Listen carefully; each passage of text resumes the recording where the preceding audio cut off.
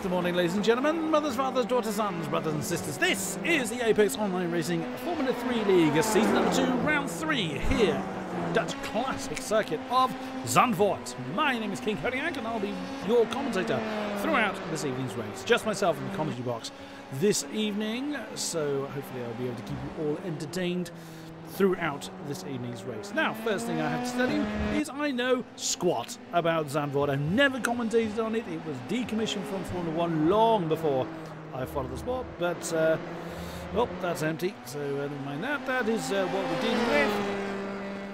So, in the standard tradition, 40 minutes feature race is what this qualifying session is for, and then a 25-minute sprint race thereafter. 15 incident limit for the feature and 13 for the sprint. That is the standard for this series. We have got 26 drivers with us this very eve. Let's have a quick look at who we have got. Jordan Pierce is out there now. Some of the skins will appear white initially, as because when I refreshed them, some of them hadn't left the pit lane before that happened. So there is Jordan Pierce, no one yet in a qualifying position. That is why the qualifying times appear as blank. As a reminder, this is a solo, I forget the exact term, I beg your pardon, I'm sure someone in chat can remind me. It is a lone qualifying session, so everybody is out track at the same time, but you can't see anybody else, you can't slipstream, can't be crashed off, etc. You can hear them, which always strikes me as very odd, but everybody is out there setting their qualifying times, or most people are out there setting their qualifying times. A few people have yet to the pit. So there is Jordan Pierce. We have Eka Lindström. There were some very long team names in this series. Sport News Racing, like iZone Green, the Finn, then running around car number 98, Simon Grossman, the German for SimRC, Dolphin. Oh, okay. I haven't seen that before. We haven't seen the SimRC boys with a designation on their team name, so excellent, awesome for you. And now we're starting to see some positions come in. Mr. Holstein getting the top. Oh, just as I start to say that, he gets demoted a couple of positions by Simon Grossman, who we were just looking at. Patrick Kessler is up there for the SimRC team as well, car number 28. The sort of a Swiss or Swede, as the flag seems to be missing on that one. Hopefully we can get that those little details corrected. Whilst the qualifying times, I was actually going to run through the names of the people that are here, but before we do that, I'm just going to have a quick look at the championship standards, which will be there. So, Paul Ilbrink is currently on the top spot with 90 points, then being at chase by Mr. Fastbender, Marcel Fastbender, with 70 points. Then it's René Osterkamp listed there twice. Interesting. There's two people on 70 points. That is actually... Oh no, it's René Osterkamp. Actually, it's Charlie Summers is in 4th with 62. So there's a bit of a glitch there with the standings. Apologies for that. And... apologies. Tripping over my own buttons there. Tom von Heumann in 5th position. Christoph Holstein hasn't had the greatest start to this season, but there's still long way to go. There is a 6th position with 54. Kenny Martin with 46. Paul Ilbrink, we just mentioned it, has just got on to the top spot. Phil Reed in 8th with 38. Luke Barton in 9th with 36. Patrick Kessler rounds out the top 10. Who have we got then? Simon Grossman still on the top spot. We did see Paul Ilbrink's name pop up. No, René Osterkamp. Now the times really are tumbling down. Tumbling down 125.597 for René Osterkamp. And here we go again. Very close into this session.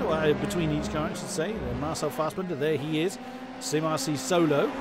Nice, like it. So the SimRC boys up the top at the moment. So the standard SimRC, then Dolphin, then solo. Couldn't tell you what the relation of each team name is. That's each derivative of the SimRC name. That is something for them to know.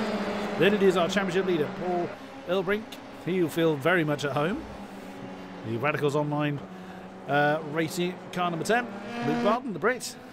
Again, there's that SimSport News Racing by iZone Black.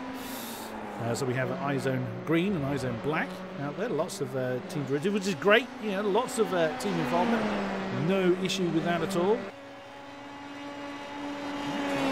this, I thought we had some more drivers popping in. They're still on 26. Patrick Kessler, the second Sim RC car, number 28. Does he improve with the time? He's just no, he did. I've just said he hadn't, and then he just crossed over the line and has stopped. He's got time, as you can see, 3 3/4 minutes to go. He's still sat there. Not that it's going to affect anybody else, as mentioned, it's a solo qualifying decision. So he jumps up to 5th position, puts Paul Ilbrink down into 6th. Christoph Holstein now down to 7th and isn't on track. Oh dear, for the Conrad Gaming team. Fassbender's just set another pole time. A nice finish for car number 49. As he is back in the pits. Stefan Hermann in 8th position, the German. For the second Sim RC Dolphin. Car number 179. 8th position with a 26.307. Then it's Kimi Larsson, Team AOR Blue. He was part of Super Swedes, I believe, before. The Swedish driver. And coming number 99, not on track. Evan Imre for AOR Yellow, the Brit. Or the Scotsman, as I'm sure he'd prefer to be referred to as. Car 147 in 10th position. Then is Ross Woodford, the privateer Brit, in car number 78. In 11th, Tom Van Hooyman in 12th. These are a lot of people not on track, which I'm a little surprised at, but each to their own. This man certainly is the Norwegian. Kernu Martinsen for AOR Yellow. Did he improve with that run? That was his best time, but didn't improve in position. So he remains in 13th position. And he's having a bit of a call-off lap. Still on track, though. Daniel Morris. His overlay has gone a little bit cuckoo. There are reasons for that which I can't remember. And he's... Wow, I was told that the pit lane entrance was a bit funky. But my goodness, that's narrow. That is exceedingly narrow. Expect someone to be buried in the divider there. But he currently sits in 15th position with a 26.783. Charlie Summers for AOR Blue in car 350. Not on track at the moment with a 26.828. Alex Bennett for Team Tepper. And there he is at the end of the pit lane. The Brit in car number 22. And we do have another car in. There are 27. I'm not going completely mad. 1.5 minutes to go to get through the end of the list, but very few people on track. That is, of course, because I've just been reminded they have 3 laps to... whilst they have a 10-minute session, it is just their top 3 laps that gets... But once they've done their 3 laps, there's no point in them continuing because they cannot improve their time. So Connor Ryan, Radicals Online, car number 43. Let's grab someone that hasn't done their laps yet. Phil Reed, Team AOR Orange. There he is. Car number 44. Presses on. He has yet to be placed. The Brit. As you can see, where do we get to? Connor Ryan in 19th position with a 26.871. And it's Erka Lindström for the SimSport News Racing by iZone Green. Car number 98, Saradav. AOR Purple, car 177 in 21st. Then is Alexander Waldo, 22nd for AOR Purple. Then Alexis Boucher in 23rd, car 94. Marcus Volmuth in 24th for NHR Esports 1, car number 7. Jordan Pierce, NHR Esports 2, car number 198. I think Phil's the only man out there on track, so we will follow him through the remainder of his lap. As mentioned, the one primary factor I forgot, which is why most people are in the pit, is they have 3 laps to complete their qualifying. Where does Phil clock in? That's a 26.611, jumps him up to 13th, bang in the middle of the standings. Not too bad, and Phil has backed off. He doesn't have time to finish another lap. Anyway, so let me get my buttons once again. And the grid looks like so. Fassbender taking the top spot.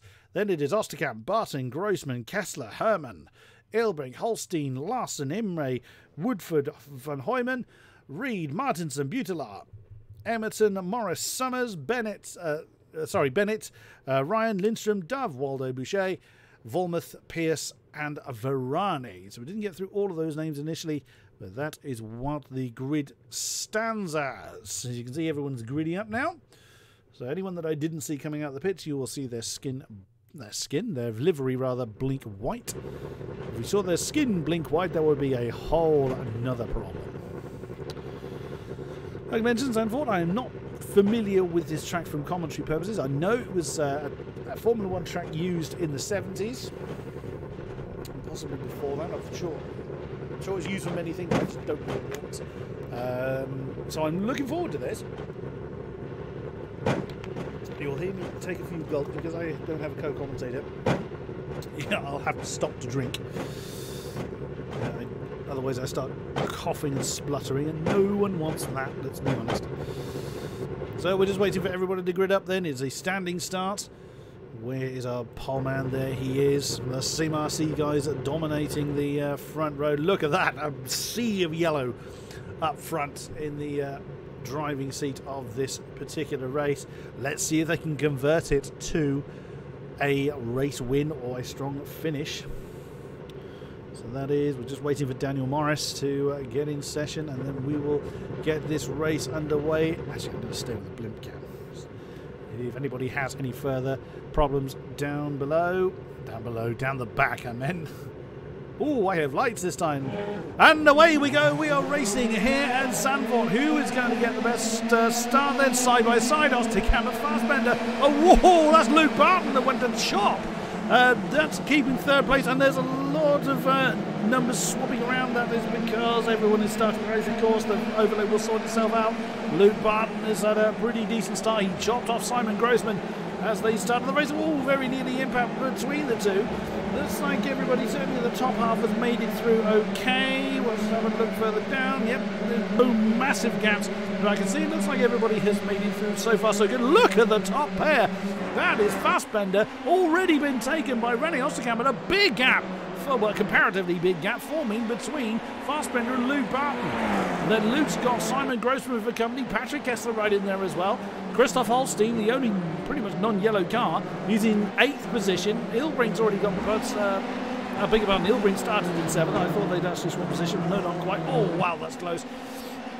Look at the sea of yellow that's up front. Luke Barton, the only one not following the dress code. Essentially, look at Ilbrink. He's under pressure from Holstein. That's further back. That was Imre under pressure from Ross Woodford. So lots and lots of jostling, as you would imagine.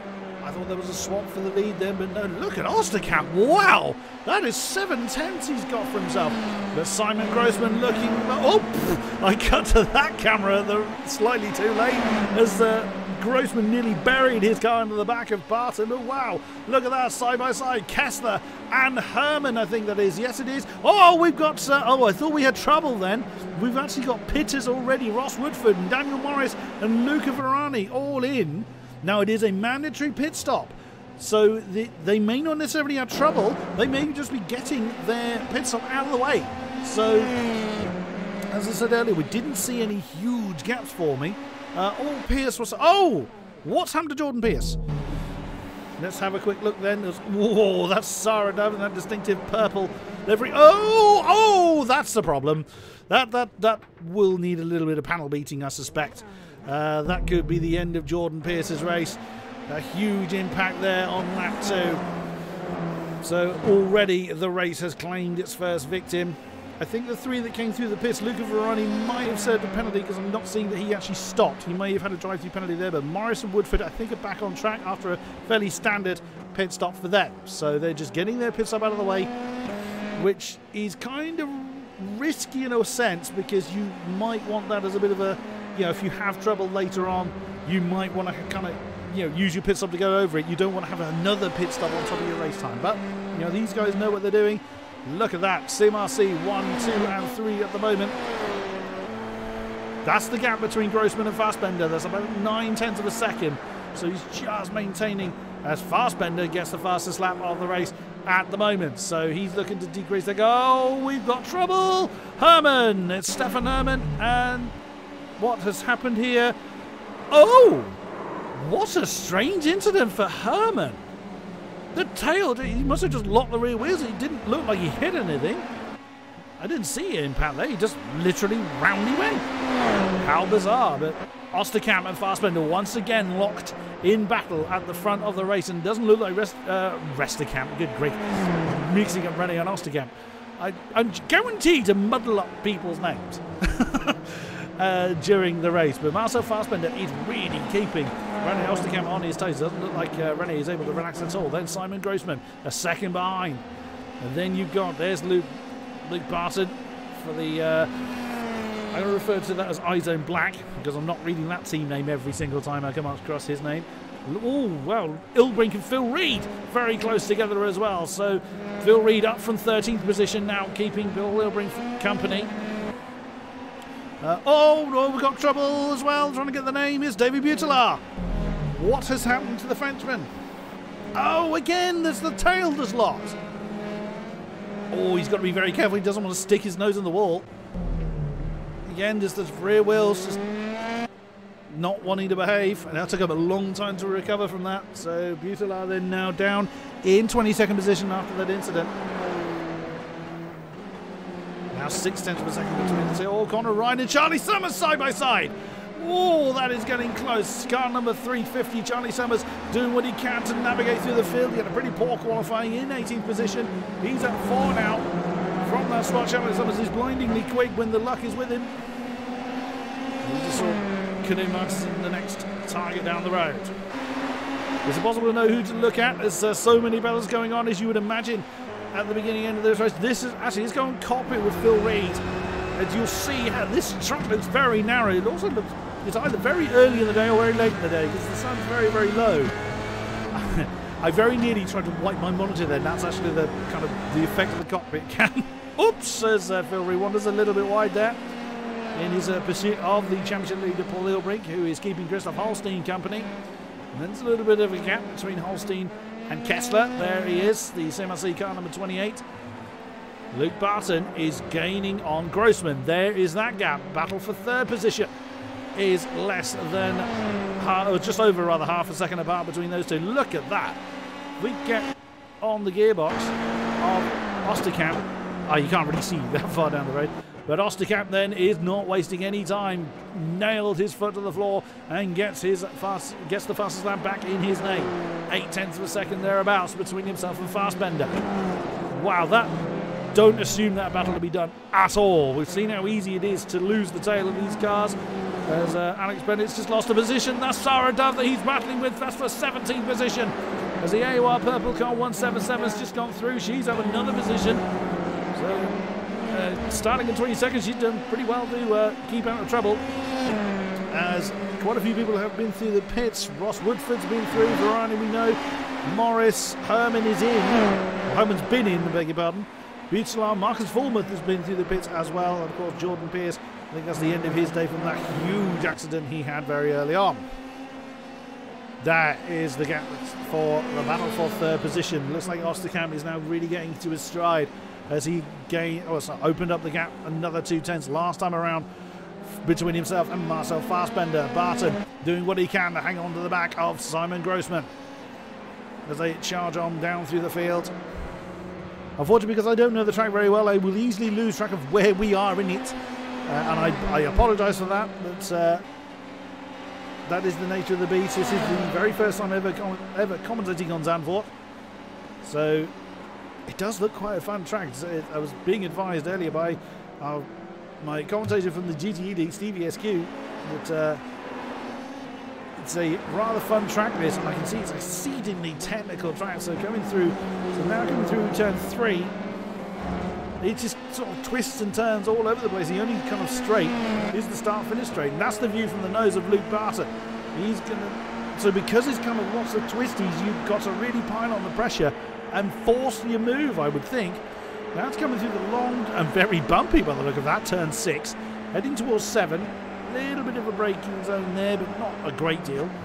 Now into 8, and of course that braking zone's kind of diffused almost because you're still carrying. You've lost some speed through the previous corner. Oh, Barton got a little sideways coming through 9. There's going to be a fairly decent braking zone into turn 10, but then very little space from 10 to 11. That's the apex, and then you're immediately into 11, and this kind of carousel-esque turn. Number 11, then short straight towards 12. Oh, that tries to con you into going a bit quicker than you really should. Then flat out through 13, and that's a lap here at Zandvoort. And Luke Barton doing a pretty good job of hanging on to the back of Simon Grossman. Phil Reed has lost a position. That's Kimi Larson coming through, and Tom Van Hooyman as well. What happened to Phil Reed? Where did he make his mistake? Ah, he'd gone. Ah, there it is. Oh, what a catch!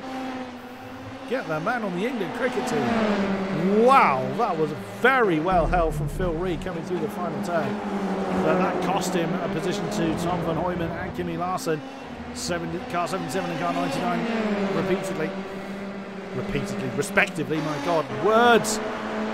Look at this. Oh, Larsen trying to look at the inside. Phil Reed capitalising on the fact that Larsen got out of the gas. What a move by Phil Reed coming through. Again, lost track of where we are. I think it's turn 6.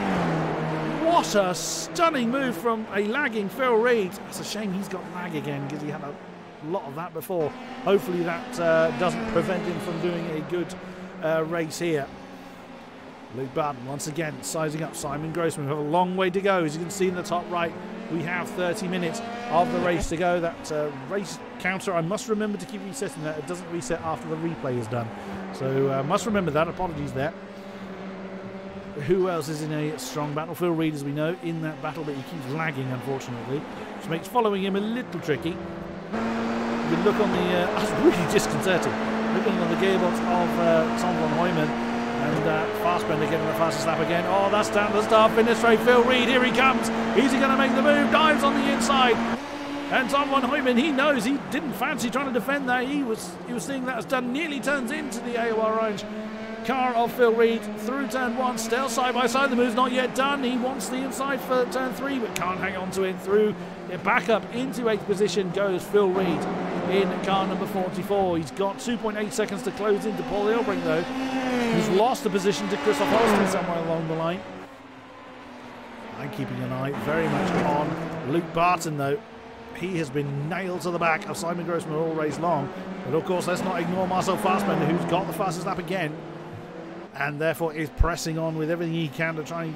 Well, whether he... I would imagine he's not kind of biding his time, looking at how quick and looking at how hard these guys are attacking. But you never know.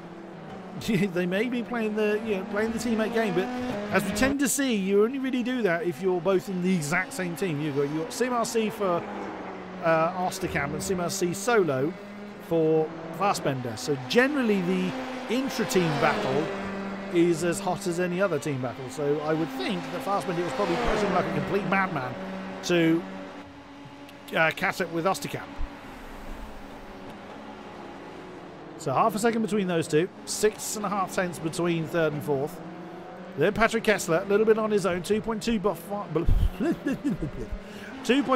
behind Luke Barton. Then just under rather 2 seconds is Holstein, pretty much matching Kessler for lap time, both in the 207s. As another one's come in, that's Alexander Waldo. The AOR purple car number 4 is in. So that is 8 cars that have been through the pits, one of which is still there, which is Jordan Pierce. So Phil Reed still in his battle. Tom van Hooyman and Kimi Larsen pretty close together. That is down to your top 10. Even Imre, he's really not far behind. He's lapping same kind of pace as Larsen ahead of him. 27.2, which is nothing to scoff at all. Marcel Fassbender, the guys at the front are doing alien pace. Still a pretty good last lap for Imre. There's Luis Emerson, car number 57. He is 8 tenths behind Imre at the moment. Canoe Martinson, he is minding his own business in 13th position, 3 seconds behind Emerson, so there is a problem. He's there to capitalise. Then you've got a small train there, that's Connor Ryan, the Radicals Online car number 43. Oh, commentator curse on Ryan. Just as it flicked to him, round he went. Another case of rear wheels not wanting to behave themselves. That gives Sarah Davenirka in position, along with Charlie Summers. That's Alex Bennett that's just gone through. He's going to have to recover and get back into down to 19th then for Connor Ryan. Ross Woodford's the leader of the cars that have pitted. Car number 78, right with him is Luca Ferrani, who I believe has not, he's been through the pits but hasn't stopped. Or my information is incorrect. He did indeed stop on the first lap. Not 100% certain on that one. Daniel Morris, after his early stop down there in 22nd with Stefan Herman for company. Alexander Waldo with a fairly standard stop. Car number 4. There's and Connor Ryan has brought his car in. Oh wow, that was a very short stop for well, it was an amazing stop actually for Connor Ryan. So he'll come out. Is he going to be Alexander Waldo? Nope, there goes Waldo in the AOR purple car number 4. He will continue on his merry way, so that is 24th for Connor Ryan. And Butilar on it, very much on his own. He's 45 seconds down the road in 25th, and Volmuth is the last of our runners at the moment. That is your entire field. It's not often I actually get through the entire field, but look at that. We're on lap number 10 now. We're just about to complete it. 1:26 lap time there or thereabouts. And what was the lap time for the top two? 26.0 for both of them. Oh, hello, Luke Barton. 25.929. Bit of slipstream then from Simon Grossman's. Had to get out of that, otherwise he was going to join him in the car. Well, that's a big old statement of intent from car number 12. He wants to get on with it. He wants to get past that CMRC, but that is the widest car in the world from the CMRC Dolphin. It's a strange sentence to ever say. Oh, Sarah Dove's just lost a position. That's Charlie Summers that's gone through into 15th position. So they've been fighting all race long, there's Summers and Dove. As a reminder, it's a mandatory pit stop in the feature race, not in the sprint race. But this one they have to do. Oh, Luke was a little deep coming through. What I think was turn, yep, that was turn 8. So now into 9. Starting to get my bearings on this one. It's going to cost him a couple of tenths. It's a shame because he was right there. He was less than 2 tenths. He's now 4 tenths behind, which is still no big gap, as you can clearly see. But when you're fighting someone like Simon Grossman, yes, it feels like the world of gap. That's from the gearbox of the CMRC Dolphin. Luke wanting that podium, and Simon doing everything he can to hang on to it through final turn, streaming on down the start-finish line. Start-finish straight. Here it is. I was expecting that to happen because I just looked up to see what the lap time was, and it is back, the fastest lap back in the hands of René Osterkamp. I think it's fair to say he is absolutely pushing like a madman at the moment, and by deduction then Fassbender doing the same to keep up. Who else is in the close battle? Kimi Larsen and Tom van Hooyman. Battle for 9th position between the NHR Esports 1 Dutchman of Tom van Hooyman and the Swede of Kimi Larsen. Slightly different line there from Kimi. You see that they were coming through that twisty section. I think that's turn 4. Now on the right hander of turn 6, if I've got my bearings right. Yeah, and that's now turn 7 where they're in. So now I have been informed that there are. This is very much a a real kind of racetrack. Sounds a little bit of an obvious statement, but what the person that told me that meant was that it's not just one line. It's not a case of you must have this line or there's no. That's not the fastest way of doing it. You can adopt several different lines depending on the situation you're in, whether you're trying to defend, whether you're trying to attack, etc., etc. So there is more creativity to our drivers to try and get the most out of the situation they're in by adopting different lines. So that is good to see, and that seems to be what Kimi Larsen's doing. He's trying to keep his car obvious in the mirrors of Tom van Hooyman. What's happened to Kessler? What has happened to Kessler? Oh, Luke Barton. Something's happened to Grossman. Let's go back a little way. Let's go back a bit further than that. Something's gone horribly wrong, I think, with Grossman, because he's now suddenly... What has happened to Grossman? I've completely missed that, unfortunately. He's now in that battle for 4th with Kessler and Holstein, as Luke Barton is 4.5 seconds rather down the road. So Luke now into that third place spot. Apologies there, I completely missed that one. But Grossman's got a lot of company there. We get on the chopper cam for this 3. So Simon Grossman now in 4th, leads this train as Patrick Kessler has got Christoph Holstein for very, very close company. I'm assuming that Grossman did the same mistake that everyone that's had a problem has done, which is lock the rear wheel somewhere. And look at that! Christoph Holstein having a look on the outside, but he's not going to get that done. That is turns 10 and 11. Kessler knew exactly how to defend that one. He didn't fancy defending fresh air. Christoph Holstein had to put the pressure on. He can't, ignore the gap. Through the final turn, then Holstein having to pick his time. Into the pits. Yep, into the pits comes Kessler. Osterkamp. Oh, Osterkamp spun! Running Osterkamp! When you see a speed in negative figures, oh my goodness, if we just go back slightly further than that, he's just oversteered by the look. Yep, the rears did not like that at all. Oh dear, oh dear. So Renault Osterkamp having to recover, so that puts Luke Barton up to second now. A few more people in the pits. Patrick Kessler, as we know. Erkin Lindstrom's come in. Oh my goodness me! Did I not say that this even the greats make mistakes? And this track is likely to throw up many surprises, and it is certainly doing that. Wow, wow, wow! Marcel Fassbender now 4 seconds down the road from Luke Barton. There is Fassbender now with no one to slipstream off of, but no one in direct attack of him. Luke Barton is only a few tenths at best off the pace of those around him, so it is really close up front. Grossman in fourth, 1.3 now off the back of Osterkamp after Osterkamp's spin. There is Osterkamp coming in. It didn't look like he hit anything, so it should be a pretty short stop for the SimRC veteran. There's Holstein up to fourth. Ilbrink, we haven't looked at him a great deal, which is a little bit odd considering certainly how dominant he was in the opening round. But he is now up into fifth position. Then it is Phil Reed up into sixth. Kimi Larson and Tom von Hooyman still in their battle now for seventh. Lewis Emerton up into eighth. There's Evan Imre. Sorry, Lewis in ninth. And Evan in 10th. Knut, 11th. Rene Osterkamp's now come out of the pits. Was he? Yeah, pretty short stop, 7.1 seconds. Not bad at all. Car number 29, 6.9, well, near enough 6.9 seconds down the road from Knut. So he's got some ground to make up. He's going to hope that people pit as he gets to them. I did it before, of course. He doesn't want to be caught up in traffic. He's not realistically fighting, but we'll see how the champ does it. There is Charlie Summers, the AOR Blue, car number 350. He's been pressing on, working his way through the field up to 13th now. Alex Benny just saw in the back of the shot there. He is for Team Tapper in car number 22. Kessler we saw have a problem earlier on. He's pitted.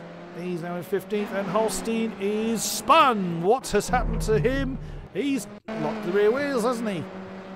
What a shame for Holstein.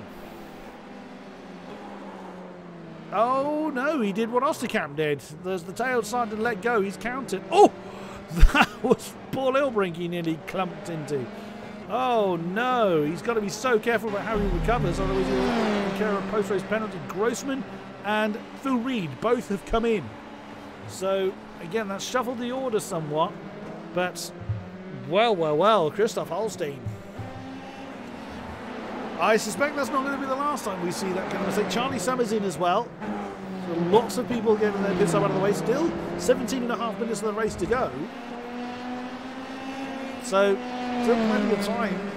And with a 1:26 lap time thereabouts, there's plenty of laps remaining. The counter is reading at the moment lap 16 of 28. We know how that counter can change because it's a timed race, not a lap count race. I've got to keep an eye on this battle. It is now for fourth with Tom von Hooyman and Kimi Larson. Oh, as I say, that's a side-by-side with, or was, with Grossman and Kessler. So the CMRC boys are fighting again. So Kessler, which is Osterkamp's teammate, against Grossman. Ooh, the green accented CMRC livery car. Oh, Fassbender again. Now with no one directly ahead. He's not, because that won't be slipstream aided, of course. There's no one anywhere near him. 4.7 now his lead. Luke Barton, 26.3, which is still very, very good pace. Oh, that's Kimi Larson again on the tail of Tom von Hooyman. Christoph Holstein's brought his car in, so from 8th position is the Comrade Gaming car number 9 for his scheduled stop. Kimi Larson hasn't had the greatest of luck with these single-seaters. Let's just going to have a check on his previous results. Kimi Larsen, currently in 22nd, wasn't with us for Imola. Wasn't able to take part in Imola, and what's his name already? 12th and the 28th for Interlagos. So not the results he would like, and certainly not results befitting of his talent. Christoph Holstein came out in 20th place. There he is, right ahead, or just ahead of Conor Ryan. So he's got some company straight away, which is not what he would have wanted. Race leader, Fassbender, is in. Oh no! He's overcooked the pit lane entry. Commentator curse once again. Oh my goodness, that's a huge impact for Fassbender. Yeah, he's going to be in there a while, I imagine. So that has the lead over to Luke Barton, and potentially the overall lead to Luke Barton as well. Oh my goodness me. I'll keep an eye on how long Fassbender was in there for. Kimi Larsen's gone in as well. So several cars have gone in. Then Paul Hilbrink now up to 2nd place. But he's 11.3 seconds behind Barton at the moment. Tom van Hooyman now with a bit of breathing space behind him. There's Lewis Emerson now up to 4th. Where is Kimi Larsen? He's out in 12th. What a great stop for him. Kessler in, still keeping Grossman for company. Where is Fassbender? He's still in the pits. He's done. I think he's actually called it a day. Oh my goodness. In the blink of an eye, everything has completely changed. You could be forgiven for thinking that Fassbender had this in the bag and was just going to go. You could easily have assumed that. But yeah, I was told that the pit lane entrance is a bit funky. Look at this, though. That is Luca Ferrari that leads a train of Sarah Dove, Ross Woodford, and Stefan Herman. Now, Sarah's not been through the pits yet. And I think, if my information is correct, Luca Ferrari does still have to come in and stop. But again, that could well be incorrect. Tom van Hooyman is in from 3rd position. So, along with Evan Nimrate, so they've come in roughly at the same time. Look at this from Ross Woodford. He's got a great ringside seat for the battle ahead of him. Keep it on the road. Through the final turn. Who's going to come in? Who's going to blink? Ross has already been in. It's only Sarah of the immediate pack that has come in, and that's going to be a pass from Woodford on the inside heading towards turn 1. Sarah, oh, Sarah has he touched the grass. It's, the only people that haven't pitted, as Alex Bennett has brought his car in as well. Sarah Dove hasn't come in. And the top 4, Barton, Ilbrink, Emerson and Martinson, all yet to see the pit lane. And yep, I think that is Fassbender is out. His car is still there after nearly 3 minutes. So I think his day is done. Oh my. From a commanding lead to out in the blink of an eye. Sarah Dove's still got a lot of company back there. That's Evan and Stefan Herman doing what they can. Oh, wow. Stefan Herman, that was a strange little bit of a wiggle there. Again, the rear wheels may not be behaving themselves. Wow. Well, we still have a sprint race to do with the top 10 is reverse grid. That's going to be interesting. Lewis Hamilton in from 3rd. So another car comes to see the pit lane. Rennie Oskamp now up to 4th. He's the lead car that has pitted. He's 28 point. Now that's interesting. He's 28.6 behind Barton, and it's about 25-second pit lane loss. Now, Osterkamp has been charging like a complete nutter for a while. Oh, Van Hooyman! Tom Van Hooyman. What happened to you? I think. Oh, you just got slipstreamed down the start-finish straight. Yep. Plain and simple. Oh my goodness! That's very close. What a move! That's Kimi Larsen, I think, that made the move around the pair. That's Lewis Emerson that's stuck right in the middle of those guys. What's happened to Luke Barton? Why has he vanished? He hasn't. He was just, I just wasn't getting data for him. Don't do that! I thought we'd lost our race leader. Luke Barton is in now. He's going to be all crucial on where he is in relation to this man. But Rene is stuck behind Knut Martinsson. That's exactly what Luke Barton needed. That's going to be so close. Paul Ilbrink takes over the race lead, but he still has to come in. Oh, Rene! And Knut's actually in, but where's Luke Barton? There he is. This is going to be so close. Look back. Just about see Rene Osterkamp, and he has done it. Luke Barton is out ahead of Rene Osterkamp, but he's still got another 8 or so laps, 10.5 minutes to fend off that crazy charging Rene Osterkamp. Oh my goodness me. Now Luke's pace has been very good, but Rene's just had the pace advantage. 2.6 seconds is all that separates Luke Barton and Rene Osterkamp. My goodness me, you're talking about excitement. I was told that this would be a cracker, and wow, are we not disappointed. Only Paul Ilbrink and Sarah Dove are the only people that haven't been through the pit lane yet. So surely they're going to do so in the next few. Kimi Larsson, oh wow, look at this lot. That is Lewis Emerton, Tom van Hooyman, Luca Varani, Kimi Larsson still side by side with people, and Ross Woodford, Stefan Herman and Sarah Dove all in that particular battle. Absolutely amazing. Simon Grossman's just lost a position to Patrick Kessler. He's going off absolutely everywhere. And this is the feature race. What on earth? I'm going to die in the sprint race, I think, but what a way to go. Where's Ilbrink? Ilbrink is in. That's going to hand the race lead back over to Luke Barton. 13.1 seconds is the gap, and it's a 24 or 25 second pit lane loss. Sarah Dove, what's happened to you? You've had a spin.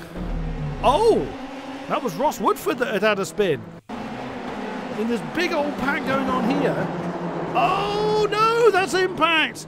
That I think is Knut Martinsson that got caught up in that, and Sarah Dove has basically had a sympathy spin along with him. Oh wow, so it's still going off absolutely everywhere. Paul Ilbrink came out in third. What a great start for him. Behind Patrick Kessler is a few cars as well. Grossman and Reed are in that particular battle. Then you've got Emerton, Van Hooyman and Varani that's involved in that particular scuffle as well. Woodford and, oh, that's Woodford and Holstein having their battle for 16th position. Bearing in mind, Woodford has just had that impact. So he is no doubt supporting damage, but I want to keep an eye very much on this top battle. 8 minutes 20, and it is 1.9 under that now between Barton and Osterkamp. Ilbrink is 12.5 seconds down the road. He's got Kessler and Grossman for company, with Phil Reed not far behind. So that is a lot of company that Ilbrink's got to deal with. Look at that. Kessler and Grossman have been involved in that fight since they came out of the pits. And Phil Reed is just there to pick up any damage, pick up in case there is issues ahead of him. It is difficult for me to know where to look right now, because in the closing stages of this race we have several really big gaps. I make no apologies for needing to take a drink during this. Osterkamp gained 2/10 last time around on Luke Barton. He's going to be in striking range before the checkered flag falls at that rate. But we've seen how easy it is for even the greats to make mistakes here. So it is going to be a case of control and patience. But with so little time left, it's going to be much more difficult to tell. That is the battle for third. Ilbrink, Kessler and Grossman. Phil Reed just out of the shot. If we come backwards one car, you might see the tail of Phil Reed. There he is. So that Phil Reed's really not far off the back of this pack either. You can't quite see Osterkamp and Barton in the same shot from that angle. You can from there. You just saw him. You just saw Luke Barton go through the field. There is the leader from the view of Rene Osterkamp. Oh, wow. I can say catch my breath. Hardly. There's so many battles going on. I'm going to try and check in with all of them at the moment. Further down the field, Emerton has got Van Hooyman and Varani for company. And just off the back of them, it's Kimi Larsson. Then it's fairly steady gaps rather between these cars. There is Herman. Then it's Imre, Lindstrom, Morris, Martinsson, Holstein. And then Woodford. Woodford's really fallen off the back of Holstein. I'm not surprised with the whack that he had on the side of his car. Connor Ryan, Then 6.7 behind them is Alex Bennett. Charlie Simmons is further 6 down the road. Alexander Waldo and Sarah Dove having their battle as well. Simon Grossman and Patrick Kessler side by side coming into the first turn. Can Grossman finally overcome his fellow CMRC racer Phil Reed right in there as well? Is he going to be able to do anything in car number 44? He thinks about an outside manoeuvre coming into 3. And no, he can't quite get it done. Great traction though from the AOR Orange. Oh, but Phil Reed, can he get something done on Patrick Kessler? Can Kessler lose 2 positions in the space of 2 corners? He's put under the pressure and jumps to the outside, heading towards 6. Can't get it done. 5 laps to go. Goodness me. 1.4 separates the top 2, but there's battles absolutely everywhere. Paul Ilbrink is 1.1 ahead of this battle. He just saw him out at the top of the shots. It's not quite a podium battle, but if Paul Ilbrink makes a mistake, he'll be right back in this pack. Oh, Phil Reed again wandering a little bit too wide. That's what's cost him so much time. We saw that amazing save he made early on in the race. It could have been absolutely disastrous for him. He just sorted his lag on that as well. But looking back from Barton, there you just about see him. He actually blends in quite well with the wall with that much light that we have in this track. And Barton was a 10th quicker than Osterkamp last time around. 4 to go. 126.2 against 126.3 for Barton against Osterkamp. So Barton can answer the mighty SimRC champion. Ilbrink is falling into the clutches of the battle behind him. Look at Kessler and Reed. They're still fighting for 5th position. Grossman has broken free of Kessler. The Dolphin has managed to break free from the SimRC veteran. There is Phil Reed under the rear wing of Kessler. Surely he's going to jump into the outside. Oh, he's switched back underneath him. He's going to put him to the outside. Can he hold on? That's a brave move from Phil Reed, but no, he backs out of that one. He's going to try and come back underneath Kessler as they come streaming. Look how bumpy it is. That is so brave to be so close for so many corners. Phil Reed makes a big dive coming through turn, I think that's turn 8. Nicely done from Phil Reed. He had to do it to get past. Oh, wow. That was absolutely amazing from Phil Reed. Nicely done up into 5th position. Checking in on our leaders though, as Luke Barton, that's the final turn. He comes round and there is René Osterkamp. He's closed in. The battle is not yet done. 3 laps to go. It is 1.2 between Barton and Osterkamp. Osterkamp gained 3 tenths last time around. Osterkamp is not done with this fight and will not be until the checkered flag falls. Wow, Phil Reed is really getting away from Kessler. I think Kessler may be struggling for a pace now as he's already fallen 7 tenths off the back of Phil Reed. It's a second between Grossman and Ilbrink. Grossman gained a couple of tenths on the final podium spot last time around. Lewis Hamilton has got 9 tenths between himself and Van Hooyman. There's Luca Verani that is still fighting Van Hooyman. Only 3 tenths separate those. Kimi Larson is the second behind. Just saw his car there. Slightly further back is Stefan Herman. He's the second behind Kimi Larson. Evan Imre's falling a little bit off the back of that battle, but still pressing on in 12th. Then it is Lindstrom. Daniel Morris has Kanu Martinson and Christoph Holstein for company. Holstein's had a pretty bad race this time around, but is pressing on and not giving up nonetheless. Where is Luke Barton? There he is, and that gap has increased between himself and Osterkamp as he's come off that final bend. 2 laps to go. That is the lead battle. It's now 1.5 between Barton. It's Barton this time with a 25.9. That's his personal best of the race. René Osterkamp 26.1. It is not done, but it's not sealed in either direction yet. Canute is getting very much under pressure from Holstein, but he's still keeping the pressure on Morris. That's a battle for 14th position. There's battles everywhere. It's absolutely fantastic. Holstein on the inside of Martinson through that long final turn, and that is nicely done by car number 9. Is Martinson going to attack back? He has to look at the inside, but he's too far back to make a move. That is Daniel Morris in the red car ahead of Christoph Holstein. That battle continues. Luca Ferrani still with Tom Van Hooyman and Lewis Hamilton for 7th. Goodness me. Difficult to know where to look. I do try and not just stare at the lead pair. Oh, that's a lot of lag going on for Daniel Morris. There's Kester, a second off the back of Phil Reed. I'm not being caught out by you again, Timer. I'm keeping you very much in my sights. Luke Barton, I'm sure, would want the checkered flag to fall, but he's going to meet the flag. He's coming around that final turn. It is one more to go, and it's 1.5 between, well, in fact, slightly more than 1.7 between Barton and Osterkamp. 26-1 against 26-3. Barton just needs to hit his marks. He knows what is at stake. But that just adds to the pressure. You know the win is in sight. Osterkamp, he'll know how difficult it is to keep everything under control. Oh, my head is about to explode. But what a race it has been. We still have the sprint race to do. And I really cannot wait. Look at the fighting behind Emerton. That's Van Hooyman and Luca Verani that are very, very close. They're battling for 8th position. Right behind them is Larson and Herman battling for 10th. Absolutely amazing stuff. Holstein still has Morris and Martinson for company. Last time we saw them, Holstein was behind Morris, so Christoph Holstein has managed to make it through, but let's keep an eye on where our leaders are. Oh, Osterkamp spun! He's got no rear wing! Oh, no! What on earth happened to car 29? What has happened here?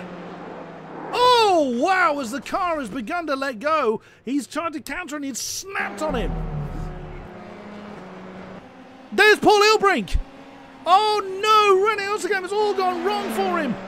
But your winner in the feature race here at Zandvoort is car number 12 of Luke Barton. Paul Ilbrink is up into second. Osterkamp's not even on the podium now. There is Paul Ilbrink, our championship leader, from starting in 7th.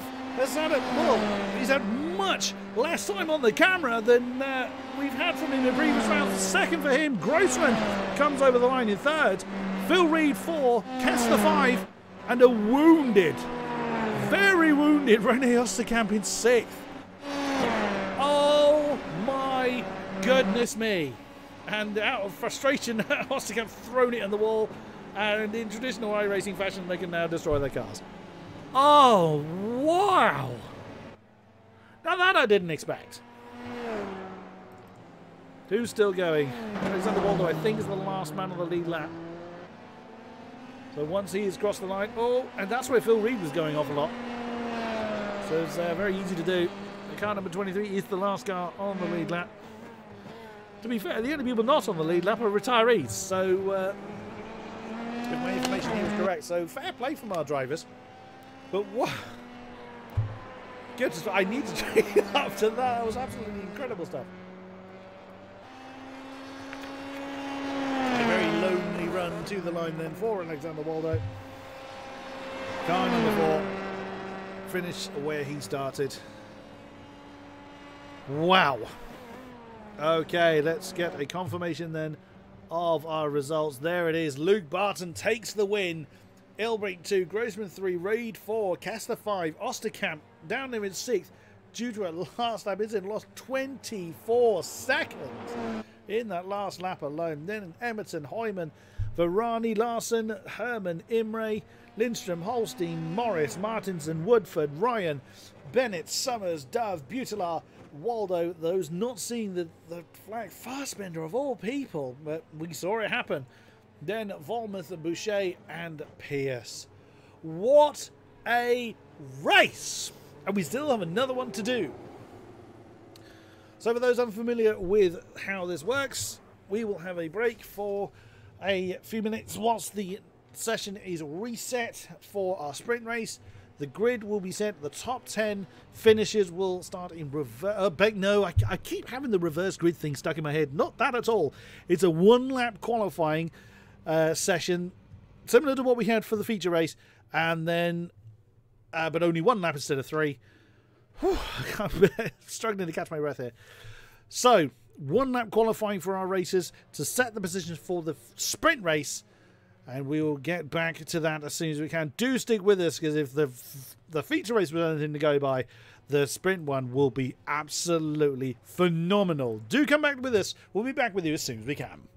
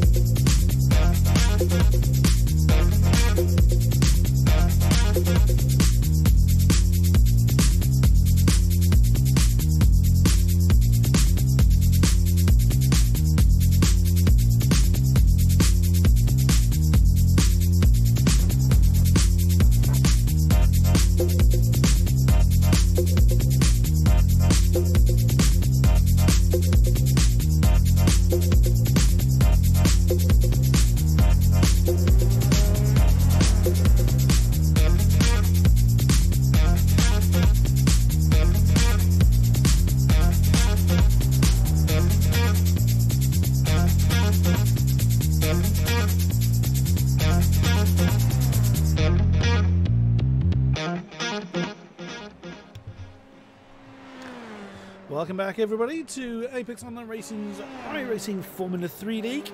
We've had an insane, I think it's fair to say, feature race, of which was won by Luke Barton in amazing style. We are back in the session, as you can hear in the background, for the feature race, which is waiting for our drivers to hop on board. Once we have everybody in, we will then start the qualifying session for this sprint race. Now, shorter time, obviously, shorter incident limit, not that anyone was really anywhere near it. Usually a couple of people fall foul of the incident limit. I didn't notice anybody was anywhere close to the incident limit, in fairness. For those just joining us, welcome. My name is King-Kodiak. I'll be your commentator throughout this evening's race. And like I say, we're just waiting for everybody to hop on board. The session you can hear in the background is the practice session that will precede the qualifying. I think there's 22 that have come back to us. We had 27 in the last race. A few drivers still to join us, so do bear with us. We'll be back as soon as we can. As soon as everybody's in, the session will then change and we'll get this broadcast back underway.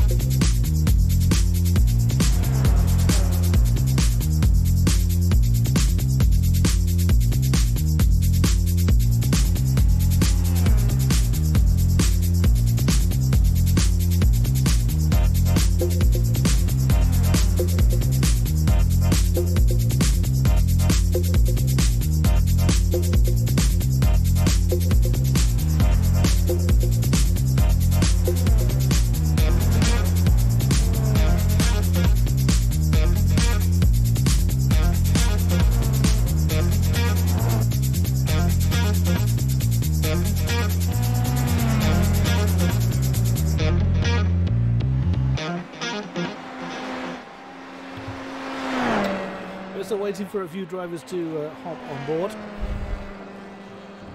I think we have 26 minutes.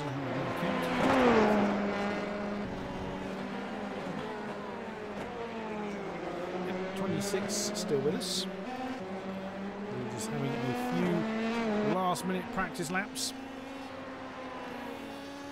Wow, what a absolute cracker that we have had. It's a feature race, and I fully expect the feature race to be just as crazy. We'll see. Grossman on the top spot of the practice session by 14 thousandths of a second over feature race winner. Bring up the times. You can see who was set the time and how far they are off the back of the current top spot, which is Simon Grossman, as mentioned. Okay, that's a slightly unusual route that went on there, but the reason being is we are heading to the qualifying session. Right, 5 minutes, one flying lap. Alexander Waldo's first man out there, René Osterkamp leaving the pit as well. I would think everybody is going to come out. But what a finish for René Osterkamp, though, throwing it backwards into the wall. It was the slightest of oversteer moments that he had. He was pushing like a crazy man to catch up with the bottom. Here's car number 12. This goes to show how easy it is for all that hard work just to completely undo itself in the closing stages of a race. Well, actually, at any stage of the race, we had issues going on left, right, and centre. Marcel Fassbender very slowly out the pits, just taking his time. Can't really say the track's going to rubber in because it's a solo qualifying session, as you can see. Here's René. I'm going to follow him through his lap. That's why I want to keep an eye on him. I think it was René that came away with, it was either René or Marcel came away with the fastest lap last time around. They were forever swapping, and I don't think Luke Barton managed to the top of them. He came very, very close. I think it was Osterkamp that's following through there. On board with that whacking great big radio area right in the way. Right, heavy on the brakes, down through the gears into turn 1, just catches the apex. You do not want to be going any more than that. There's a very steep apex there, through into turn 2, which is that right hander there, then the long, slow 3. Carousel right on turn number 3, wander over the right hand side, just kicks the exit rumble strip there. That's where we saw a car going backwards through the cones, then through 4, into 5, long right hander of 6, a little bit of a lift, just catches the exit rumble strip, then down into 7, that's a very awkward corner, tempts you to go quicker than you really can, then into turn 8, short squirt of gas and up 1 gear before you hit turn 9, now gas again. We saw some amazing jostling for positions through this particular section coming towards turn 10. Heavy on the brakes, catch the apex, then a tiny run to turn 11, get on the gas, not too early. Run on the rumble strip on the exit, then into turn 12, the final braking zone on the lap. Such as it is, well, it's more of a lift from the braking zone. Then it is flat out to the line. Who is going to be the pole for the sprint race? René has done what he can. He can do no more now. His time is a 25.797. Oh no, beg your pardon. The time was lying to me.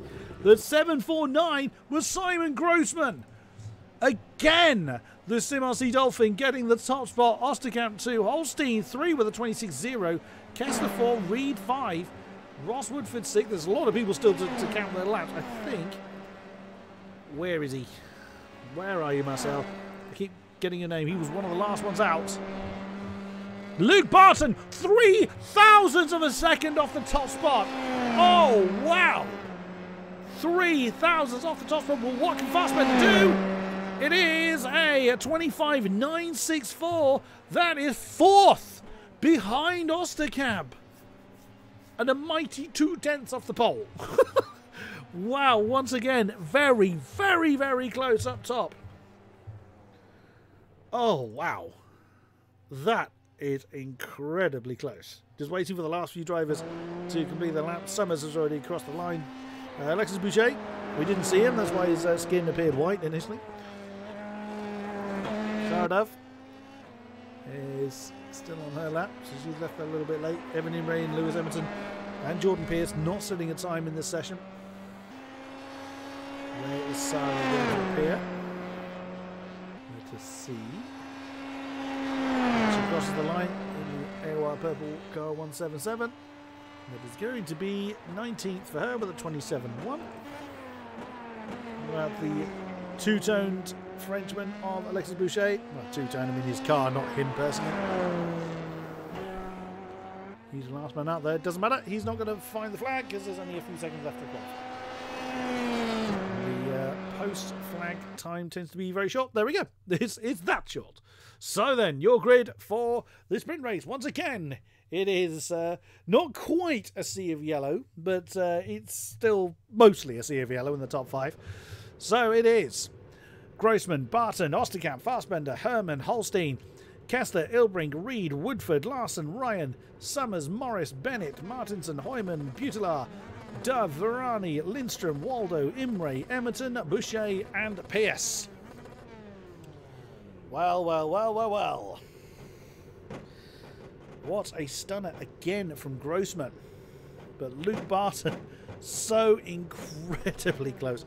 0.003 of a second. That is quite a bit quicker than the average human can blink. Trying to find him. Where is he? He hasn't gridded up yet. So we're just waiting for everybody to make whatever changes they can and get themselves confirmed for the grid. There's Ross Woodford. Phil Reed there in 9th. Osterkamp on the front row. Sorry, second row. Barton all rating to go. We're just waiting for a few people to jump on. Once again, Daniel Morris seemed to be taking his time to get into the grid. 30 seconds, and like it or not, he'll be wanting to get on with it. I think if they take too long to start from the pit lane, 18 laps this time, the maximum of 18 laps to do in the time period allowed. Oh, Daniel Morris is gridded up. Right then, here we go. The lights will be coming on. Wait for it. And away we go. We are racing once again in Zandvoort. What a stunning start from Barton. He wants to take that lead and jump straight to the outside line. Then you've got Osterkamp and Fassbender. Fassbender's not a great start. Look at that on the outside. Fassbender is down a position. That is that's Stefan Herman that's jumped up now into 4th. So again, it really is a sea of yellow. Luke Barton once again being the odd one out. Oh no, we've got problems. Holstein spun. His name is falling through the field. I can't click on it because it's falling down to... Oh no, who was that was going slowly? It's Fassbender. Fassbender is slow. I can't get his name because it's falling through the field. Oh no, what has happened to Fassbender? Oh, it was Holstein that hit the back of him. Oh my goodness me, if we can get that from Holstein's perspective, it might kind of help us understand what on earth happened.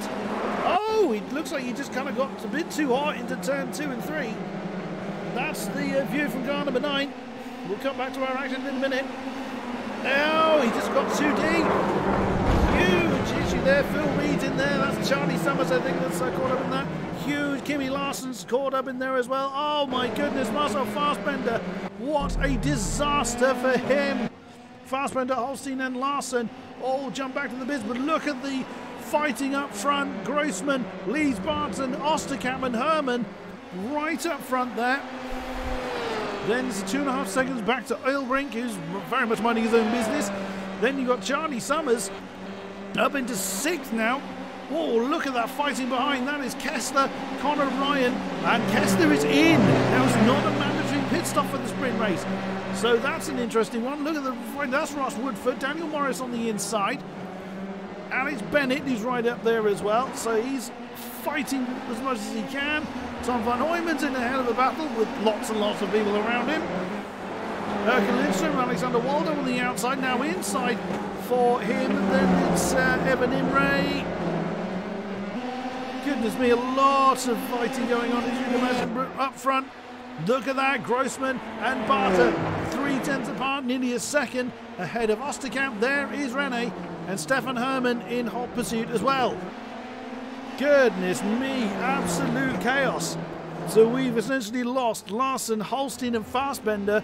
I think Kessler had been through the pits, so that was a fairly short stop from Patrick Kessler, so that was a bit of a strange one for him. Whether he forgot that it wasn't a mandatory one for the sprint race, I don't know. Oh, Barton's fallen a little bit off the back of Grossman. Oh, look at that. Did he make a mistake there? Because I thought I heard... Oh, look at that. The tail went to go. He caught it. But that's put him right in striking range of Osterkamp and Hermann. Defends very heavily the inside line as they come off that final bend. But Rene Osterkamp's going to have a big old helping of slipstream. And now jumps to the inside for turn 1. But Barton's hanging on to the outside. There's no way he's going to be able to hold on. And that is Rene Osterkamp up into second position. Stefan Hermann in hot pursuit. Wow. And that's how quickly it can change. 1.9 seconds separates Grossman and Osterkamp now. I doubt somehow that Bennett's going to hang on to that. But Barton rather. Alex Bennett's having a storming race at the moment, up to 7th. With the misadventures of others. It was Daniel Morris right behind him. Conor Ryan, there he is. In car number 43. He's a little bit on his own. Paul Hilbrink is comparatively very on his own. Oh, Luke's had trouble. What happened to Luke Barton? Oh, that's what happened to Luke Barton. Wandered a little bit too wide. Coming through turns 7 and 8, I think. Yeah, it was turn 7 that he wandered, sorry, turn 8, where he just wandered a little bit too wide. Has lost that third position to Stefan Hermann. But continues to chase on. Charlie Summers and Tom van Hooyman side by side. That's battle for 12th. Big old pack of cars there. That's basically Woodford in 10th, down to Jordan Pierce in 20th. 11 cars in that particular battle. Conor Ryan still has Alex Bennett and Daniel Morris for company in 7th position. The reason why the interface does that is Daniel Morris is a new entrant to the league. Ross Woodford again with Butelaar. That is for 10th position. Van Hooyman and Luca Varani swapping position. There is Sarah Dove right in that mixture as well. It's as I kept saying in the beginning part of the Vita race, it's very hard to know where to look. As there is fighting going on absolutely everywhere. Don't want to take my eyes too much off the feature race winner of Luke Barton. Phil Reed's been through the pits as well, so he's had a short stop, same as Kessler did. So Phil Reed did not come away unscathed from the opening lap incidents. Oh, Luke Barton! We saw that happen so many times with others. He's dropped the tail. That's going to be terrible. Oh, that could have gone horribly wrong. Very hot rear tyres nearly threw him into the path of Bennett and Morris, and that is Canoe Martinson then right with him. So now Barton is now leading that big old train, what is now 8th, down to 20th. In this long train, going to pick up Woodford and go to the chopper cam, blimp cam rather. There's a lot of people in that. Grossman unchallenged up front. Oh, Walder's in trouble. And Lindstrom. What's happened to those two? What happened to Alexander Walder? Oh, he wandered a bit too wide. Ouch. And I think Lindstrom was just kind of in the wrong place at the wrong time. Oh, Charlie Summers is in trouble. What's happened to Charlie Summers? Was still in a replay, so what happened to him? Oh, the tail let go at turn 1. Oh, he did pick up a little bit of damage, I think. But, oh, my goodness, that could have been so much worse than it actually was. Oh, wow, a lot of things going on. Ooh-wee. We pick up Daniel Morris in 7th position. He chases Alex Bennett. There is Luke Barton, who needs to kind of just cool himself down and get on with it. We know he's got the pace, but because what he didn't need was that kind of trouble. He's now 12.8 seconds off the back of Simon Grossman, who leads the way. And leads the way fairly comfortably from Rennie Oskamp, Stefan Herman.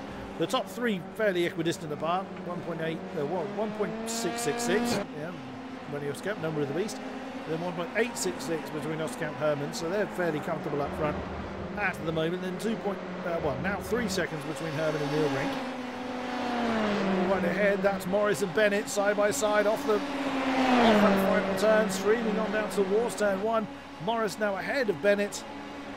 That is 6th position to car treble 7, Daniel Morris. Nicely done. Of course, that puts Luke Barton right on their tail as well. Oh, don't betray. Would be a sudden lunge from Luke Barton into turn 3. I get you wanted to go towards the front, but you have got some time on your hands. You don't need to kind of use the moves quite like that. On he goes then. It could well be that Bennett and Morris get out of the way. It's less likely in a sprint race. Oh, you can see he's looking to try and commit to the inside move. Coming through 8. Bearing in mind he's already had trouble down there. You can see Martinson and Butelaar fighting for 9th. Barton is absolutely all over the back of Bennett. There he goes. He's having a look at the inside for 10. Can he get it done? Whoa, he got that done way before where he needed to. Then it's going to flick left for 11. Nicely done. Luke Barton now up into 7th position. Has got. That is Daniel Morris, of course, already ahead of him. And then there's a bit of a gap between Morris and Ryan. But on they go. And Stefan Herman again with the fastest lap. That's at 26.44. That'll beg your pardon. That's a. Oh, Stefan Herman. I was looking at Simon Grossman. Beg your pardon. 26.184 for the 3rd place car. Tom van Hoyman's just lost a position to Luca Varani. Now the outside of turn 1. Who's going to win out on that one? Still side by side. Oh, well driven from Tom van Hoyman. Well played, sir. Remains in 11th. Fends off Luca Varani. That was very nicely done. That could have gone horribly wrong. Butelaar still on the back of Martinson. That battle rages on. Barton is already now given himself a second's gap between himself and Bennett, and is fighting Daniel Morris. So Barton looking to really get the hammer down now, wants to recover some of that lost time. A lot of it. He can't rely on pit stops or anything like that. He's just trying to get his toe down and hope that other people have a problem, or he can somehow close in 13 seconds in about 12 laps. So gaining a second lap on Simon Grossman. Well, on the CMRC guys, I doubt it. In all honesty, I know he's good, but I think he's quite that good. Another victim of the race, Alexander Walter. Oh, what's happened to Kessler? Saw his speed go into the negatives, and there we go. The tail again. Does not wanting to behave itself down there at 7 and 8. Oh dear, oh dear. Oh, Ross Woodford, have you just had trouble? Yep, you've just had trouble now. Slightly further back, what happened to you, car number 78? There! Didn't he have trouble there last time? Just caught that inside line, the tail's having none of it. Tom van Hoyman and Luca Ferrari again. So Luca now ahead of Tom for 11th position. Very nicely done between those two. Rennie Oskamp is gaining on Simon Grossman now. Now we're going to see the CMRC boys. One CMRC and one CMRC Dolphin. So then the third of the CMRC guys is the second Dolphin. That's a very weird sentence to ever say. But CMRC have the top, have the rule of the roost at the moment. Luke Barton has gotten ahead of Daniel Morris. As you can see, Morris now right back in the clutches of Alex Bennett, with Canute Martinson closing in on him. And Canute brings David Butelaar with him. And right in the background is that Varani Tom van Hoyman battle. Oh, Charlie Summers, what's happened to you? Oh, big problem for Charlie Summers. Okay. That wasn't a wheel failure because I think he just understeered off the road and there was no grip left when he got there. Once again, Charlie Summers into the wall. A great shame for him. Where's Barton? There he is. 1.6 separates himself and Connor Ryan for 5th position. 26.2. I mean, Luke is doing leader's pace, but is 12.9 behind them. So it's going to take a very big shuffle around.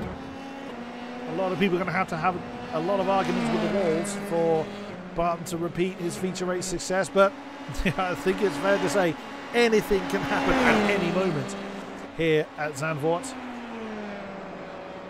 I shouldn't really say, I'm not intending to say that with a German twinge, it's just how it came out. But there is Morris. Bennett is still keeping Canoe Martin and Butalar behind him. Canoe Martin was 3/10 quicker than Bennett last time around, so the AOR yellow car number 20 has had a pretty good start from this race, as you can see. What is he able to do? And Randy Osterkamp's made a mistake somewhere. He's lost 3/10 off the back of Grossman, and Herman has capitalised on it. Less than a second between Herman and Osterkamp now. So the 3 CMLC guys are all fighting amongst themselves. And Phil Reed is out. We have lost Phil Reed, car number 44. Oh, and that's what happened as the tail let go. And he's decided to call it a day from that incident. Oh dear. He's parked the car. His day is done. Phil Reed is out. Luke Barton getting the fastest lap of that 26.1. I mean, he is as clear as day. He's flying. He's got nothing to lose. Well, other than his own car against the wall, I grant you, but he may as well fight on in the hope that something happens to those ahead of him. But we will see. Is Connor Ryan going to fight him? Will the Radicals Online car 43 fend off the charging Luke Barton? That's the nose of car 12 through at turn 11. Heading on towards 12. This will be where Luke wants to get that decent exit. A big old fistful of slipstream down that start from the straight to challenge Connor into turn 1. Oh, I'm slightly ahead of myself. That was 9 through to 11. Just saw Paul Ilbrink further up the road, but that's 4 seconds between Ryan and Ilbrink. Ilbrink once again just minding his own business. Here they come. And Osterkamp breaking into the 25 now. 25.944 for car 29. There goes Barton. Big slipstream. Jumps way to the inside. Probably a little bit more than he needed to. But I don't think you can make it any more obvious. I'm coming through. Luke Barton up to 5th position. 4.2 to close down between himself and Paul Ilbrink with about 8 laps to do it. 10 minutes to go. It's certainly doable, but I don't think he's going to get much further down the road. The 6.3 between Ilbrink and Herman, the podium 3. You never know. Still plenty of things can happen. Keeping an eye on as well the battle for 8th position. That's Alex Bennett, Kenny Matterson and David Butalar. That battle is not resolved. Just behind them is Varani and Van Hooyman, who've been locked in battle all race long. That's a battle for 11. Then it's Sarah Dove and Evan Imre battling for 13th position. The remaining contenders, 19 cars still running. Buggy button, 20 cars still running. Out of our starting field of 26, we've lost Reed, Summers, Waldo, Fassbender, Holstein and Larson. Amazing drivers. Well, they're all amazing drivers, let's be quite frank about that. But it's just a shame to see, you know, the championship contenders. And what a terrible week for Fassbender, out on both attempts, both races. Oh dear, oh dear. Look at this four-way battle though. Alex Bennett's got a lot to do. That's from the gearbox of car 22, staring at the nose of Canoe Martinson as the AOR yellow. Oh, Ross Woodford is round. Ross Woodford, speed in the minuses, that's never good. Oh, it's there again. That is his nemesis, that particular spot. Once again, Ross Woodford. That's Erka Lindstrom that's gone past. Oh no, big pardon, that's Jordan Pierce. So it's Erkan Lindsay was 98, Jordan Pierce is 198. That's what caught me out there. Rennie Osterkamp with 126 dead. Last time around, he's just over a second behind Grossman. How much will the CMRC guys fight? Will Osterkamp, bearing in mind how his last race ended, will he fight or will he just bide his time? We will see. Herman has fallen a bit off the back of Rennie Osterkamp. Butala is with Luca Ferrari, so he's had trouble. What's happened to David Butala? He was on the back of Martinson. So there is Martinson and Butala. There is Ferrari and Van Hooyman. So it could be absolutely nothing has happened. It's just that particular train's condensed. Indeed, nothing happened to Butala. He just got overtaken by Luca Ferrari. So that train is just condensed quite a lot. And there is Bennett with Martinson in tow. So that battle still rages on. Alex Bennett holding that 8th position. A little bit of a gap between Martinson and Ferrari. Was previously Butala, but Butala is fighting Luca Ferrari with everything he's got. Was trying to keep Tom Van Hooyman behind him as much as he can. A lock at them from Luca Ferrari. Just less than 8/10 separates our top two now, so there is not much in between Osterkamp and Grossman. 1.4 between Osterkamp and Herman, so a little bit of a gap second to third. But very little for our race. Keeping an eye though on this battle for 8th position. Canoe Martinson and Alex Bennett. Oh wow, that was David Butala taking a much wider line than I'd certainly expect, but seemingly keeping it on the road. Get into blink camera. Look at that. That just saw Daniel Morris's car out the right side of the shot. There he is. Then you've got Bennett, Martinson, Varani, Butala, Tom Van Hooyman very close to the back of Varani. Oh, Butala, beg your pardon. Van Hooyman close to the back of Butala. Dalvin Imre still in their battle. Emerton and Boucher fight for 15th position. As Luke Barton gets on the fastest lap board again with a 25.826. 2.1 seconds separates himself and Paul Ilbrink. We've got about, well, we have indeed got 5 laps to go. And that is Emerton and Boucher fighting for 15th. Alexis Boucher outside of turn 1, not usually going to go your way. As Lewis Emerton slots back into that 15th position. Tom Van Hooyman, David Butala very, very close. Canoe Martinson and Luca Varani very close as well. But Luca not able to capitalise on that. That's allowing Alex Bennett to start to break away. What just happened to Jordan Pierce? He's been overtaken by Patrick Kessler, so nothing in particular has happened to him. Varani, Hooyman and Butala very, very close. Does look like Varani's got the pace over Canoe Martinson at the moment to challenge for that 9th place. Let's get into the blimp cam again. There it is, look at that. A little bit of a gap, as you can see, between Varani and Butala, 10 and 11. Canoe Martinson now cannot really keep an eye on Alex Bennett. It's now the opportunity for old car 22 to sprint off into the distance whilst Martinson fends off Varani on the start finish straight again. There's a huge slipstream effect. Martinson doesn't dive from the inside line. He knows that one's done. And Dove is in trouble. Dove has had a problem of some description. What has happened to Sarah Dove? Fighting off Evan Imre. That was for 13th place. Oh, wide on the final turn. And round it went. A shame for Sarah Dove.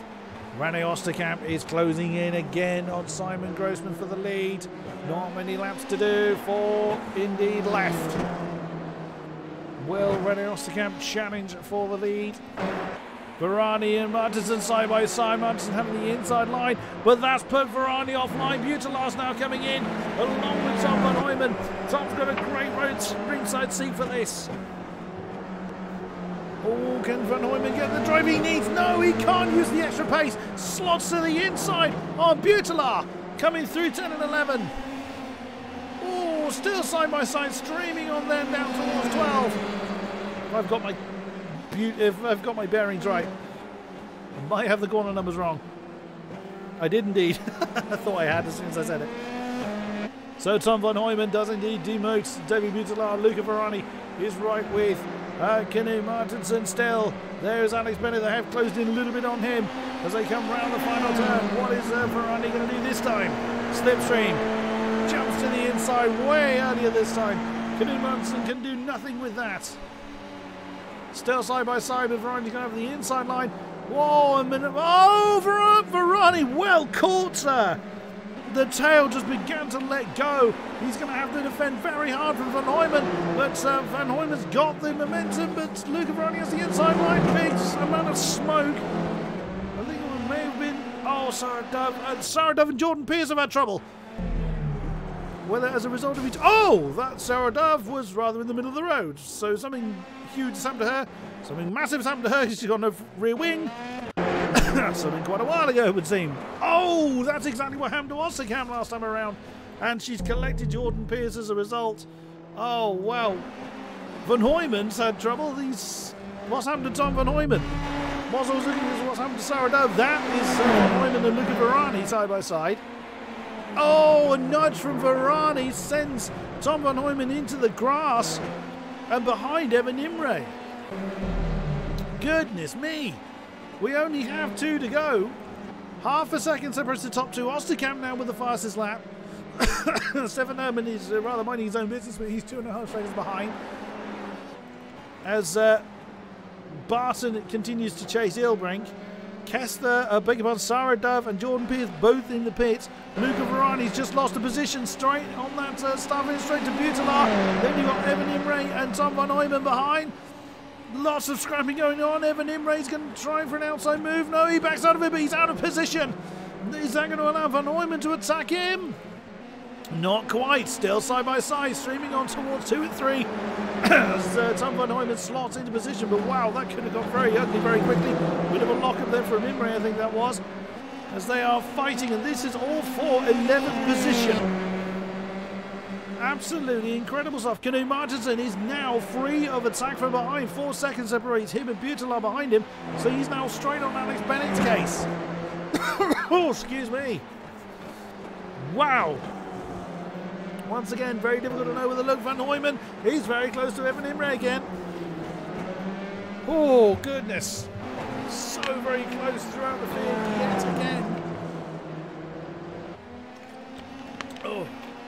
Grabbing a drink while I can, because I don't think I'm going to have many opportunities in this final lap. But looking at Grossman, look at that, there's Osterkamp right with him as they are on the final lap then. The checkered flag will be falling very shortly. Grossman's got it all to do. Can Osterkamp get the pressure done when he needs to? Has he learned from his mistake in the previous round? That's the gearbox view from the CMRC Dolphin car 46. Howard Poleman twice this evening as he streams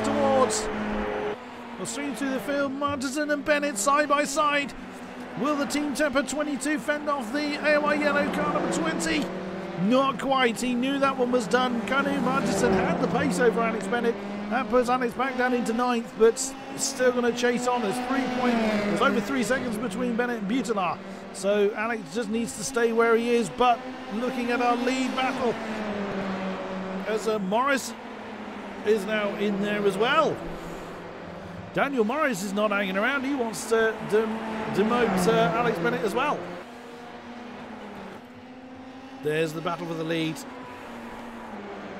Keeping an eye very much firmly on these two. Well, I'm trying to keep an eye everywhere. But your winner here in the sprint race here in Zandvoort is CMRC Dolphin number 46 of Simon Grossman, chased home by Rene Osterkamp. Stefan Herman is going to take that 3rd spot. Paul Hilbrink fends off and Luke Barton for 4th. Connor Ryan very much on his own in 6th position. Then it's Knut Martinson up from 16th. A great race from the pole qualifying for him. Alexander Bennett is going to fend off Daniel Morris heading towards the line. Then it's going to be Butelar. Oh, Imre managed just, I think. Who beat who? By 18 thousandths, Edwin Imrie managed to beat Luca Ferrari into 11th. And then Tom von Neumann spinning his car. He's finished in 13th. Then it is Lewis Hamilton for 14. Alexis Boucher 15. Erkan Lindstrom. Haven't seen a great deal of him, unfortunately. In 16th position. And then your final race. Final race. Oh no, beg your pardon. Ross Woodford is still going. There he is. He's a horrific day in the office.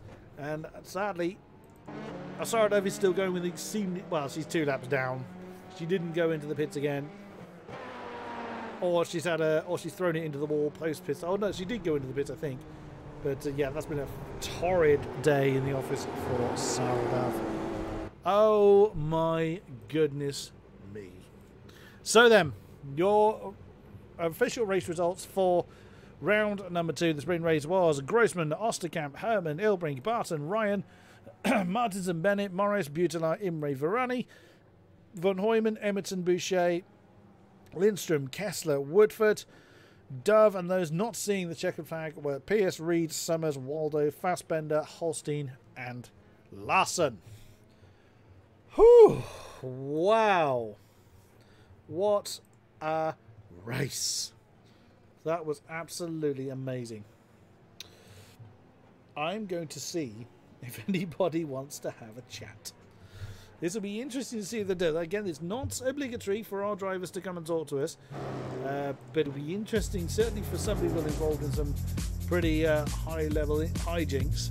It'll be amazing to see what they have, but it's, like I say, it's certainly not forced. We want our drivers to come and have a chat to us if they're not in the mood. Some people prefer not to, particularly those where English isn't their strong suit, would choose not to. We do have Phil Reed that's offered to come and join me, so I shall drag him over. Hello, Mr. Reed. Hi. Well, that one didn't quite go your way. Well, the sprint race didn't go your way, I should say. Didn't it? Well, you tell me, what was your thoughts on this evening's festivities? Well, it was an interesting one, wasn't it? Yeah, so I think you're right. The sprint didn't quite go my way. Unfortunately, I got caught up on the incident with Chris. But those incidents that Chris had, they sometimes happen. So yeah, that's really the story of the sprint. But man, yeah, the feature was something else really for me, because I knew yesterday that coming in today I wouldn't have any time to sort of do any practice past the Thursday practice session. I knew that I'd be late for the Thursday practice session as well, so I didn't really get too much time to do some running, and I literally joined the session with, I think it was 5 minutes left of qualifying, and that was literally all I had. So I was like, right, I'll go out and I'll attempt to get a lap in. Didn't really expect much, and then still sort of, because after yesterday I was struggling a bit, and then all of a sudden I was like, I think it was 13th, and I was only one mistake away from being in the top 10. So I was thinking, oh, okay, not bad. Car felt better than yesterday for that one lap. I was thinking, oh, hopefully it's not just the low fuel. And then the race started, and I made a really nice lap 1. Overtook, I think it was 4 cars, and then sort of through the race just kept plugging away and picked up all the positions to take 4th, which is my normal position. Which sadly didn't carry over into the sprint. Well, no. I made 4 laps. I mean, it looked like it was hellishly hard. Some of the, Marcel Fassbender didn't see the checkered flag in either of the runs, so that just goes to show how difficult this track is. But it looks so bumpy. It's actually interesting because I don't think it's not super bumpy. It's more the fact that it's just up and down. Like, the bumps aren't actually really all that prevalent. It's like I say, it is just the up and downs that unsettle the car with so much elevation change in a short period. And it's just sort of like, I don't really know how to do this. And then you start going around corners that are slightly tricky. And yeah, so it is a very tricky track in these cars. It's a tricky track in general, but in these it is.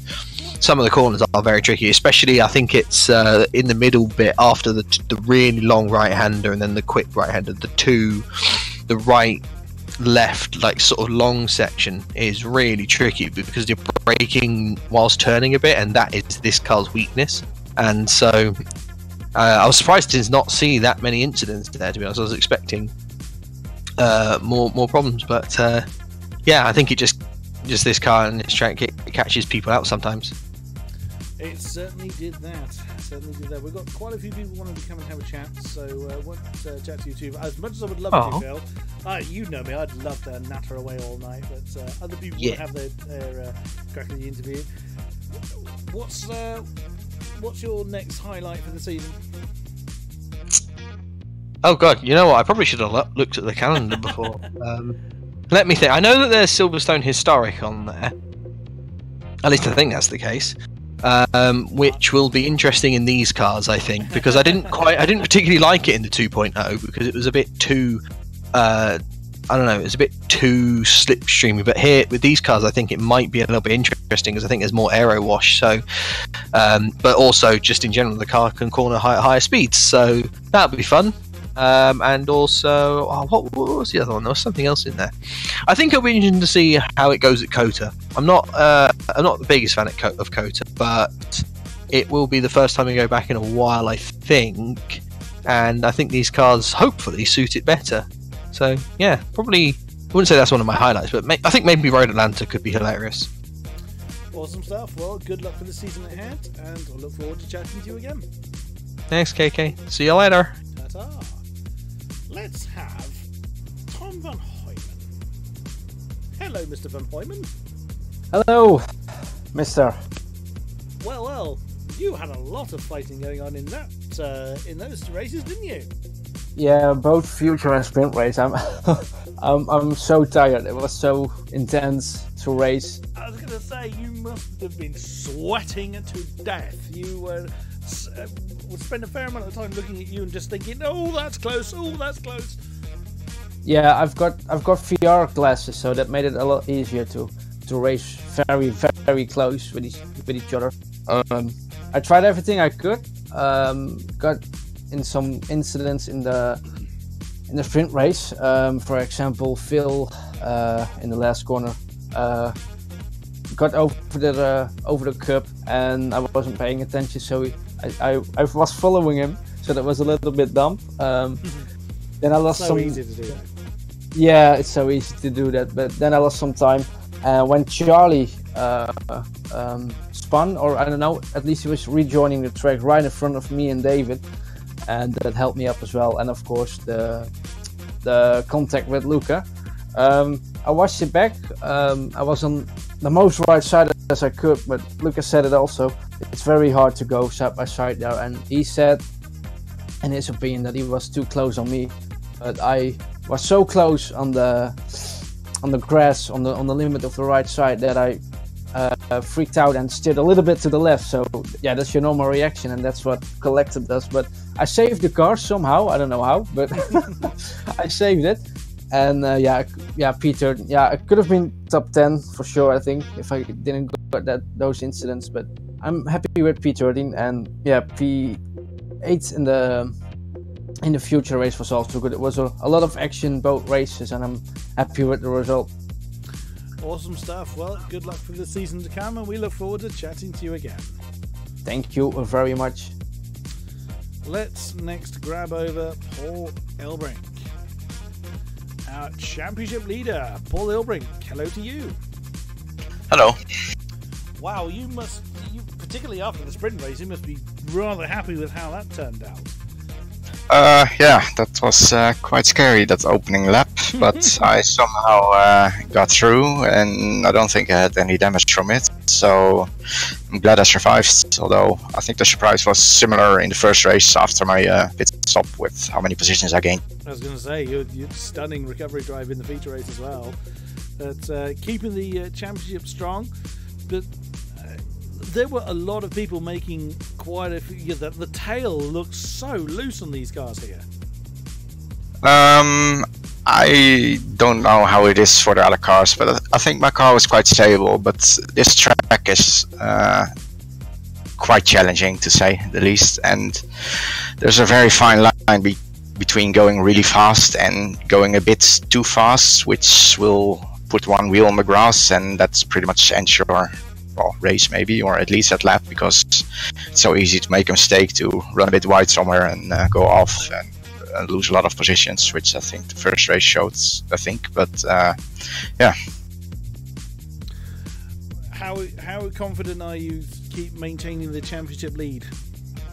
I don't know. I was a bit. Well, I have to compliment SimRC with how they showed up here today, because I don't know what they had for breakfast, but it must have been like a used bowl of porridge, because they were really fast in qualifying. So I don't know, if they keep up this work, it will be hard to maintain the championship leads. But I hope the top times are a bit closer again in future events. So I hope to be fighting for the win there again.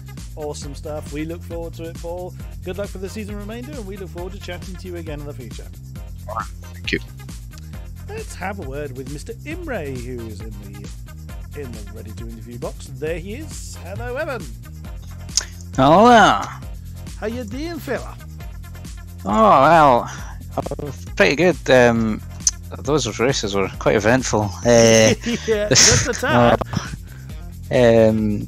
The feature race, well, really good qualifying. I've done a proper lap for the first time in ages, and then nice. I qualified 10th, finished 12th after a good strategy, and didn't have too many fights in the first race, but got good points. And then a sprint race, messed up qualifying, started 25th, and then made up how many positions in the end? It was 13. So yeah, the last 5 laps are really eventful in that race for the fight for 10th, and I managed to get Luca on the line. Yes, he messed up the last corner. Yeah. I mean, you were in the midst of a huge pack at one point. That must have been really nerve-wracking, because these cars look lively enough when they're on their own, let alone we've got about half a dozen cars around here. Yeah, it's just, well, it's quite hard to overtake. Well, there's only really one place to overtake, and that's turn 1. I feel like you really have to make a bold move through any of the other corners, because it's they're really fast right-handers, and especially that hill where you go up and down. It's like a roller coaster in Zandvoort. So yeah, I really enjoyed it. Like, awesome stuff. Well, good luck for the remainder of the season, Evan, and maybe we'll get a chance to chat to you again. right, cheers. I'm going to call it there. It is getting quite late in the evening, and I am absolutely dead after that lot. Thank you very much to those that have been with us throughout the stream. A great pleasure to have you with us. Thank you very much to our sponsors. Without you guys, AOR would not continue to grow. We will be back next week for more AOR action, but there's plenty going on in between then and now. So until then, thank you very much, and good night.